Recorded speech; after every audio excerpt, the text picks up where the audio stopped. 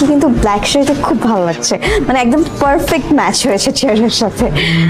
ফালতু কথা বলার দরকার নেই, কাজকর্মে মনোযোগ দেন। হ্যাঁ, বাবা যে কি দেখে আপনাদেরকে চাকরি দিয়েছে বাবাই জানে। সরি স্যার, অ্যাকচুয়ালি আমার একটু মিস্টেক হয়ে গেছে। একটু না, অনেক বড় মিস্টেক হয়ে গেছে। আপনাকে অ্যাপয়েন্ট করা আমার বাবার অনেক বড় মিস্টেক হয়ে গেছে। আপনার জন্য কোম্পানিতে গত 6 মাসে 8 লক্ষ টাকা লস হয়েছে, আপনার ভুলের জন্য। আজগোজ করে অফিসে আসলে হবে? অফিসে এসে তো কাজটা করতে হবে, তাও মনোযোগ দিয়ে। এটা তো অফিস, এটা তো র্যাম্প শো না। I am sorry sir. Sorry বললি কি এখন 8 লক্ষ টাকা রিকভারি হয়ে যাবে? I am really sorry.